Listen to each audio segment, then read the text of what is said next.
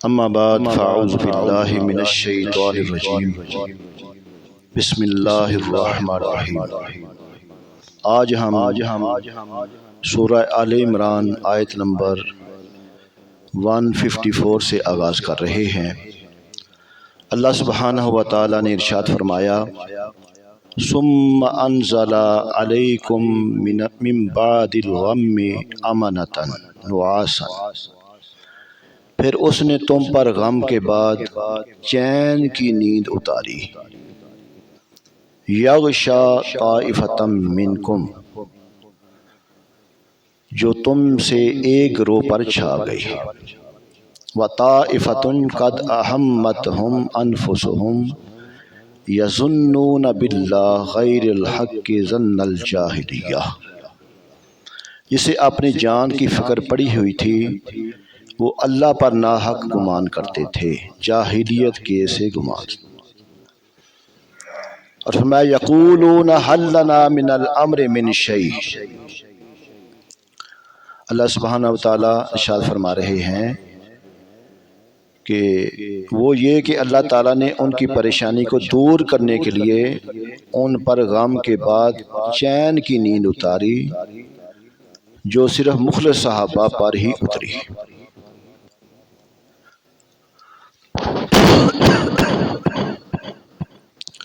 اللہ سبحانہ تعالیٰ فرما رہے ہیں یقولون حل لنا من الامر من شیء، تو تم فرما دو قل ان الامر کلہ للہ، اختیار تو ساری اللہ کا ہی ہے۔ یخفون فی انفسہم ما لا یبدون لک، یہ اپنے دلوں میں وہ باتیں چھپا کر رکھتے ہیں جو آپ پر ظاہر نہیں کرتے۔ یقولون لو کان لنا من الامر شیء ما قتلنا ہاہنا، اے حبیب تم فرما دو کہ اگر تم اپنے گھروں میں ہی ہوتے جب بھی جن کا مارا جانا لکھا جا چکا تھا وہ اپنی قتل گاہوں کی طرف نکل کر آ جاتے۔ اس لیے ہوا کہ اللہ تمہارے دلوں کی بات آزمائے۔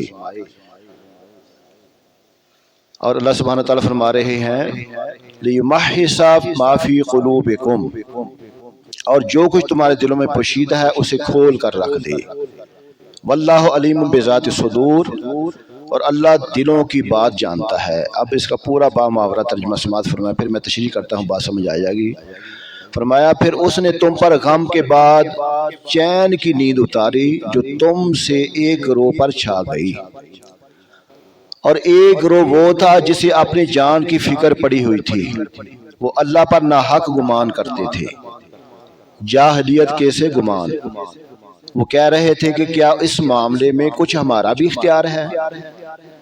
تم فرما دو کہ اختیار تو سارا اللہ ہی کا ہے، یہ اپنے دلوں میں وہ باتیں چھپا کر رکھتے ہیں جو آپ پر ظاہر نہیں کرتے۔ کہتے ہیں کہ اگر ہمیں بھی اس معاملے میں کچھ اختیار ہوتا تو ہم یہاں نہ مارے جاتے۔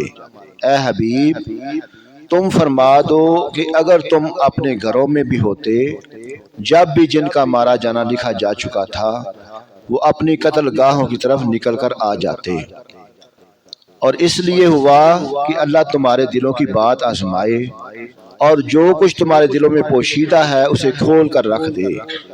اللہ دلوں کی بات جانتا ہے۔ غزوہ احد میں تکلیف اٹھانے کے بعد اللہ تعالیٰ کی طرف سے مخلص مومنوں پر خاص کرم نوازی ہوئی، یہ کہ اللہ تعالیٰ نے ان کی پریشانی دور کرنے کے لیے ان پر غم کے بعد چین کی نیند اتار دی۔ پہلے وہ بڑے ڈرے ہوئے تھے نا، اللہ پاک نے ان کا ڈر دور کرنے کے لیے ان کے اوپر چین کی نیند اتاری، جو صرف مخلص صحابہ کرام پر ہی اتری، اور اس کی برکت سے مسلمانوں کے دلوں میں جو رعب اور ہیبت طاری تھی نا وہ ختم ہو گیا۔ مسلمان سکون اور اطمینان کی کیفیت میں آ گئے۔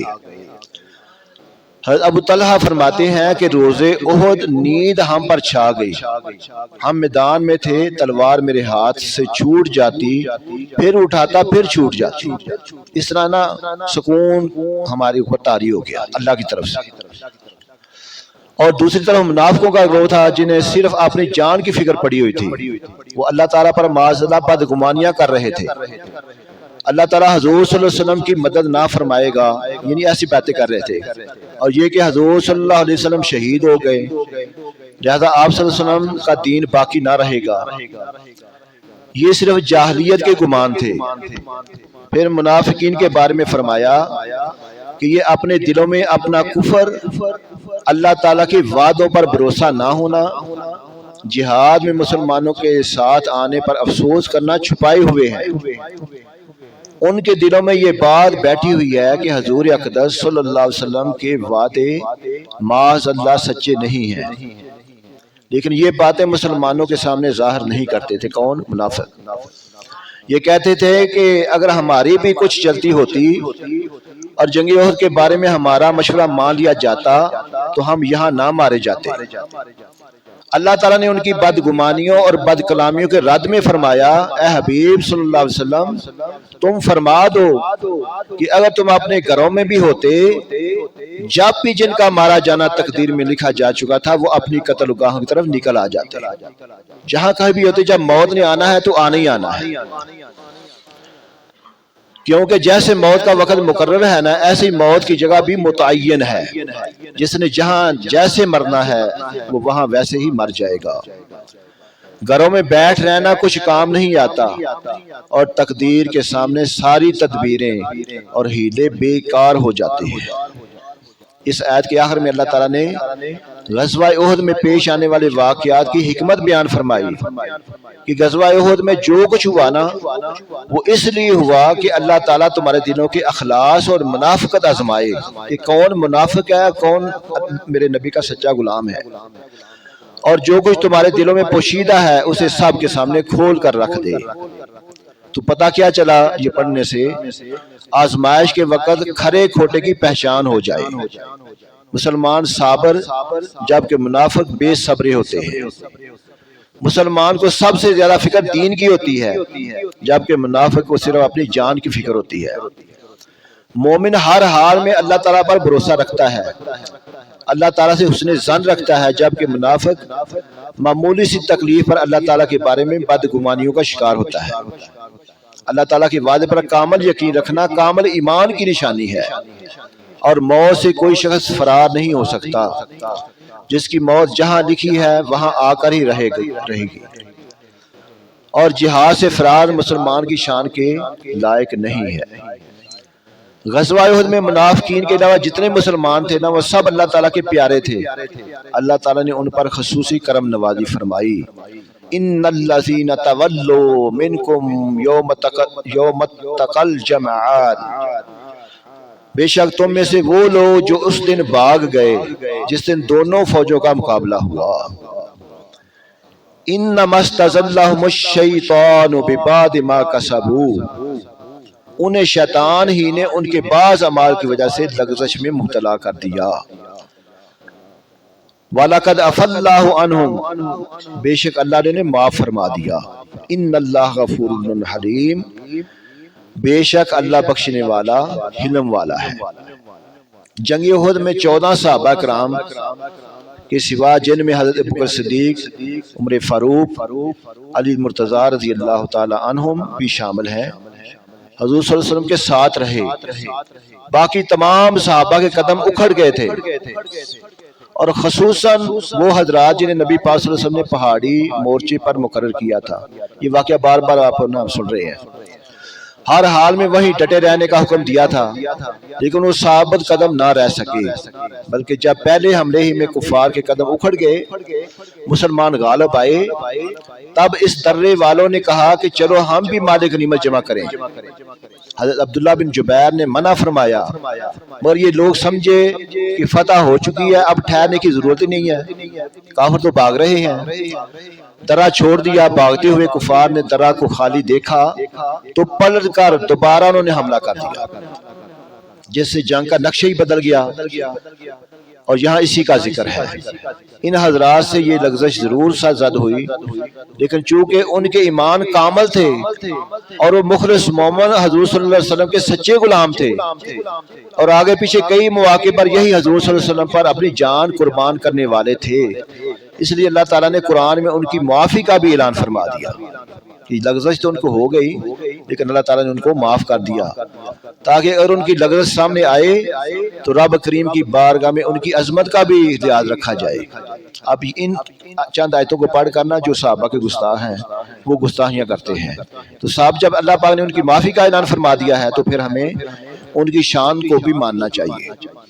یا ایھا الذین آمنوا لا تکونوا کالذین کفروا وقالوا لاخوانہم اذا ضربوا فی الارض، فرمایا اللہ سبحانہ وتعالیٰ نے اے ایمان والو ان کافروں کی طرح نہ ہونا جنہوں نے اپنے بھائیوں کے بارے میں کہا جب وہ سفر میں یا جہاد میں گئے، اور فرمایا او کانوا عزا لو کانوا عندنا ما ماتوا وما قتلوا، اگر یہ ہمارے پاس ہوتے تو نہ مرتے اور نہ قتل کیے جاتے۔ یہ جو منافق ہے نا، ان کے جو بیان ہے وہ اللہ سبحانہ تعالیٰ بیان فرما رہے ہیں، وہ کیا کہتے تھے، اور فرمایا لِيَجْعَلَ اللَّهُ ذَلِكَ حَسْرَةً فِي قُلُوبِهِمْ، اللہ سبحانہ تعالیٰ فرما رہے ہیں کہ ان کی طرح یہ نہ کہو تاکہ اللہ ان کے دلوں میں اس بات کا افسوس ڈال دے۔ واللہ یحیی و یمیت، اللہ ہی زندہ رکھتا ہے، اللہ ہی مارتا ہے۔ واللہ بما تعملون بصیر، اللہ تمہارے اعمال کو خوب دیکھ رہا ہے۔ یہاں کافروں سے مراد اصلی کافر بھی بیان کیے گئے ہیں اور منافق بھی، اور ہم منافق والا معنی سامنے رکھ کر تفسیر کرتے ہیں۔